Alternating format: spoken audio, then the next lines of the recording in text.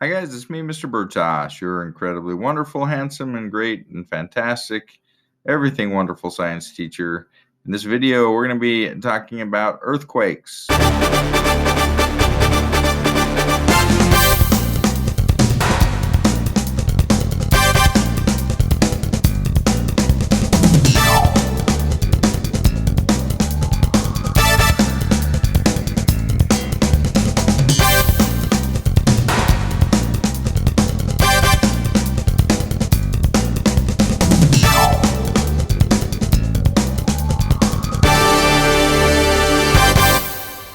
By the end of this video, your goal is to understand the what causes an earthquake, what is an earthquake, the types of waves that earthquakes create, how scientists use those waves to study the interior of the earth, and also the anatomy of an earthquake. And when I say earthquake, I really want to say earthquake because that's way more fun than earthquake. So just know every time I say earthquake in this video, in my head, I'm thinking earthquake, but I will restrain myself the best I can.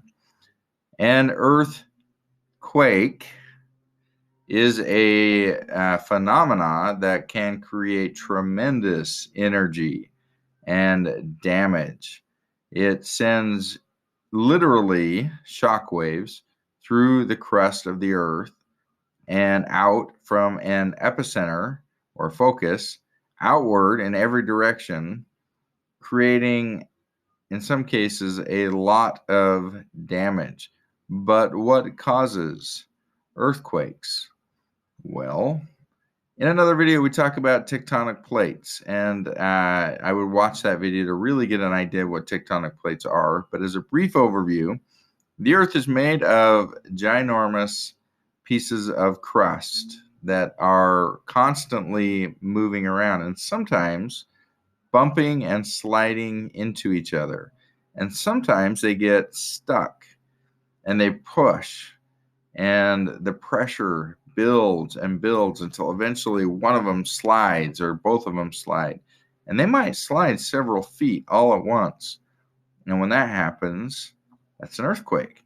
It's the release of all of that built up energy, and then the plate slides forward, and that creates a lot of energy that is sent out as shock waves through the ground and shakes everything around them.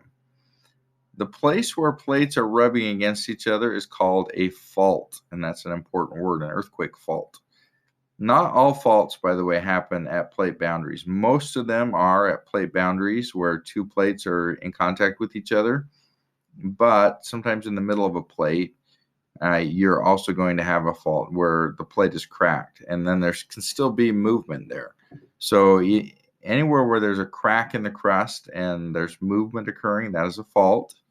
Anytime the movement occurs, it's usually very sudden, and it is jarring, and it creates that sudden movement creates shock waves or earthquakes. So I've used that word a couple of times, shock wave. What do I mean by that? There are two types of waves that we're going to talk about. Technically, there are a few more, but that we're going to talk about. There are two main types of waves that earthquakes create. We call them primary waves, or P waves, and secondary waves, or S waves. Primary waves because they travel faster. And so after an earthquake occurs, the primary waves are the waves you're going to detect first. They're going to reach an area first. Secondary waves because they travel slower, and so they get there second. So we call them secondary waves. But most often we say P waves and S waves. P waves and S waves work differently, and they interact differently with different kinds of materials. So let's start with P waves, since they are the first ones, primary waves. Primary waves are compression waves. They, instead of going up and down like the waves in the ocean, they go in and out, more like an accordion or like a slinky, where parts of it are coming closer together and then further apart. Okay. compression waves can travel through pretty much any kind of substance. So they travel through solids, and they travel through liquids, and they travel through gases. So whatever substances they come into contact with, P waves are going to go right through them, no problemo. S waves, secondary waves, instead of being compression waves, they are the normal type of wave that you would normally think about when thinking about waves. They go up and down, or sometimes sideways, back and forth, but they actually move like a wave up and down. And these are the ones that do the most damage to structures because they're creating a lot of shaking. Okay. S waves, secondary waves, can only travel through solids. So they don't travel through liquids, and they don't travel through gases. They only travel through solids. Well, that's kind of important because that gives scientists some tools that they can use to study the interior of the Earth.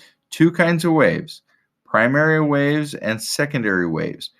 Scientists have seismographic detectors, seismographs, all around the Earth because we never know where an earthquake's going to occur or when it's going to occur. So universities and science institutions all around the Earth have seismographs. These seismographs are detecting constantly the little earthquakes and tremors all over the Earth. In fact, you can download apps and be notified every time one happens, and they happen multiple times a day. Well, these little earthquakes that are creating these waves, these P waves and S waves, those waves go all the way through the Earth to the other side.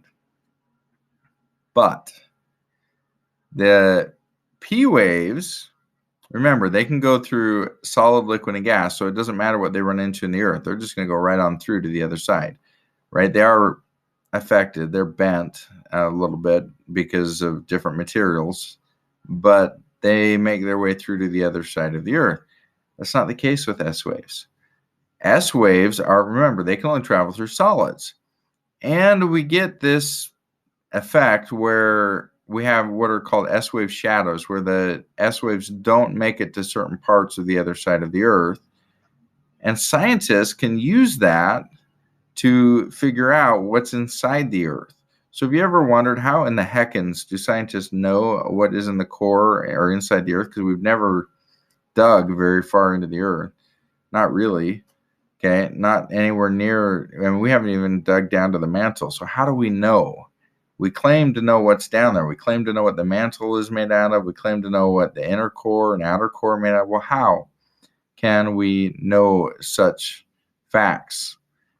The answer is because of S waves and P waves and how they are distorted as they go through the Earth, and when they're blocked, which parts they're blocked, and where we get shadows, S-wave shadows, tells us exactly what parts of the core are solid and which parts are liquid, and we can use that and deduct kind of like an X-ray. So earthquakes act kind of like an X-ray machine, X-raying the core or the inside, the interior of the Earth. And lastly, dear half-size humans, let's talk for just a minute about the parts of an earthquake, the anatomy of an earthquake, I guess.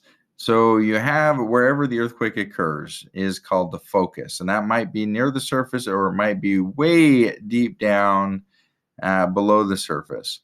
The focus is where the movement happened, where the shaking happened that created the shock waves.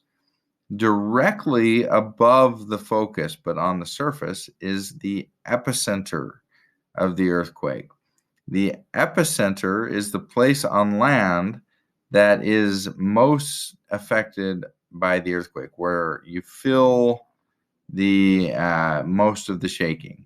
And we've already talked about a fault. You already know what a fault is.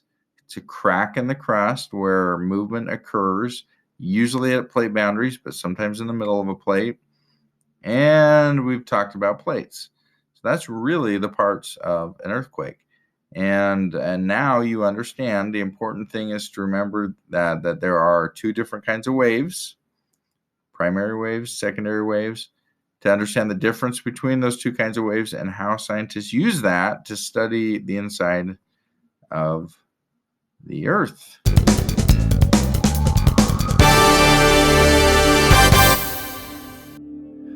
Hi guys, thanks for watching my video. These rambling science videos where I go unscripted and just kind of barf up all the science knowledge out of my head are part of a series that go along with an online class that I teach, which you can sign up for if you go to handsomescienceteacher.com. I also have a whole bunch of free resources for homeschoolers. I have hundreds of articles on every topic that covers your entire science curriculum from 5th through 8th grade. I have online games and quizzes, all curated and written by this handsome guy, a science teacher with, well, three degrees, but 2 of them are in science.